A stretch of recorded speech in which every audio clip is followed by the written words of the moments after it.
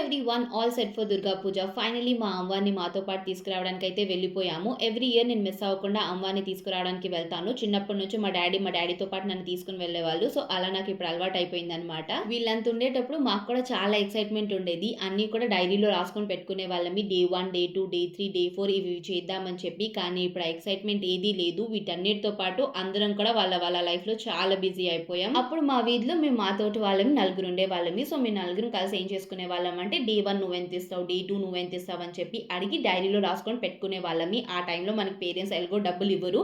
ఎలాగో వాళ్ళని అడిగి బుజ్జిగించి వాళ్ళ దగ్గర నుంచి 5-10 రూపీస్ తెచ్చుకొని ఒక 20-25 రూపీస్ అయిన తర్వాత ఒక 4 డిఫరెంట్ టైప్ లేస్‌లో, కుర్కురేలో ఏవో ఒకటి తెచ్చుకొని మండపం దగ్గర కూర్చొని తినేవాళ్ళమి. ఆ టైంలో మాకు అదే బెస్ట్ హ్యాపీనెస్ ఇచ్చేవి. అదే ఇప్పుడైతే అసలు నువ్వు ఈ డే ఫ్రీ ఉన్నావా? ఇన్ కేస్ ఫ్రీ ఉంటే చెప్పు, మనం ఎక్కడికైనా కలిసి వెళ్దాము. ఆ వెళ్ళడంలో కూడా ఎలా అయిపోతుంది అంటే ఇక్కడ ఈ కొత్త ప్లేస్ ఓపెన్ అయింది. సో, మనం అక్కడికి వెళ్తేనే మనకి పిక్చర్స్ మంచిగా వస్తాయని చెప్పి వెతుక్కొని వెళ్తున్నాము. అసలు డేస్ ఎంత చేంజ్ అయిపోయాయో, మనం ఎక్కడి నుంచి ఎక్కడికొచ్చేసాం అని అనిపిస్తుంది. ఫైనల్లీ ఆఫ్టర్ 1 ఇయర్ అమ్మ వాళ్ళ నలుగురు పిల్లల్ని తీసుకొని వాళ్ళ పుట్టింటికొచ్చేసింది. మన కోసం మనందరితో పాటు కలిసి ఈ ఫెస్టివల్‌ని ఎంజాయ్ చేయడానికైతే వచ్చేసింది. సో, ఈ స్ట్రెస్ లేకుండా మంచిగా ఈ 5 డేస్ ఫెస్టివల్‌ని ఎంజాయ్ చేయండి. నా తరపు నుంచి మీ అందరికీ హ్యాపీ దుర్గా పూజ.